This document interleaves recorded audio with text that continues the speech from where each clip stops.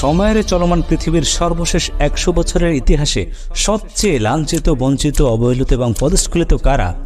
উত্তর হচ্ছে মুসলিমরা। সেটা বিচ্ছিন্নভাবে নয়, সামষ্টিক জাতিগতভাবেই। যদি প্রশ্নের ধারা চলমান রাখি, সবচেয়ে বেশি অশিক্ষিত কারা, সবচেয়ে বেশি দারিদ্র কারা, সবচেয়ে বেশি মার খায় কারা, কারাই বা সবচেয়ে বেশি দলে দলে বিভক্ত, শোষিতই বা কারা, নির্যাতিত হয় সবচেয়ে বেশি কোন জাতি, অর্থাভাবে অনাহারে মারা যায় কারা?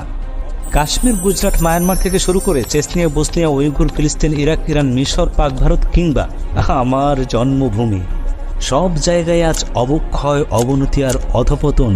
সে যেন মুসলিমদেরই এক বিশেষ অর্জন। নেফাকিপূর্ণ ইমান, ধোঁকাবাজি আর অসততার মহিরুহে মাঝে মাঝে তো এমনও মনে হয় যে পৃথিবীর সবচেয়ে নিকৃষ্ট জাতি মুসলিমরাই। কোনো কিছু আবিষ্কার করতে পারে না, বিজ্ঞান জানে না, নেই কোনো বড় প্রজেক্ট, প্রকল্প বা প্রজ্ঞাপূর্ণ অবদান। কিন্তু যখন অন্যরা কিছু আবিষ্কার করে, তখন মূর্খতার পাণ্ডিত্যে সে ফতোয়া দিয়ে ফেলে, ওগুলো সব হারাম। পরে অবশ্য নিজেরাই ওগুলিতে বুঁদ হয়ে পড়ে থাকে। তখন আবার নিজের ঝুলিতে দলিল খোঁজে, কিছু একটা খুঁজে পেলে বড় গলায় আউড়ে বেড়ায়। আমাদের গ্রন্থে আগেই বলা আছে। এখানেই সরল একটা প্রশ্ন এসে দাঁড়ায়, যদি আগেই বলা থাকে, তবে তোমরা কেন এতদিন আবিষ্কার করলে না? এভাবেই দিন শেষে নিন্দা করার সুযোগটা কি আমরাই তৈরি করে দিচ্ছি না? কিন্তু ব্যাপারটা এমন তো হওয়ার কথা ছিল না।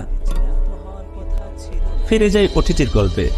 বলা হয় থাকে, পবিত্র গ্রন্থ আল কোরআন সর্বযুগে সর্বাধিক এগিয়ে থাকে এবং এগিয়ে রাখে তার অনুসারীদের, যার প্রমাণও বেশ শক্তভাবেই প্রতিষ্ঠিত ইতিহাসের পাতায়।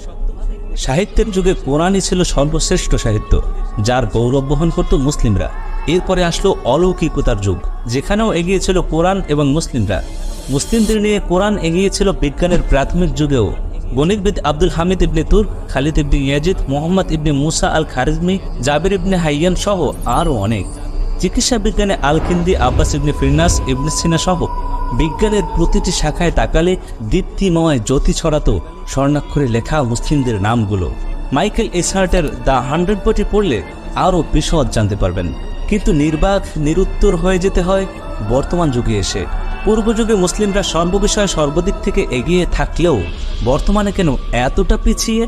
এর সদুত্তর হলো কোরআনের প্রজ্ঞাপূর্ণ জ্ঞান থেকে দূরে সরে যাওয়া। এই তো সেদিনও কেউ বলেছিল ইংরেজি শেখা হারাম, টিভিতেই ফতোয়া চলছিল টিভি দেখা জায়েজ নেই, আহ্বান পেয়েছিলাম প্রযুক্তির এই সোশ্যাল মিডিয়া পরিত্যাগ করার। দিন শেষে এগুলো আবার জায়েজ হতেও দেখলাম, অথচ কোনোটাই হারাম কিংবা নাজায়েজ ছিল না, ছিল সঠিকভাবে ব্যবহার বা পরিচালনার জ্ঞানের স্বল্পতা।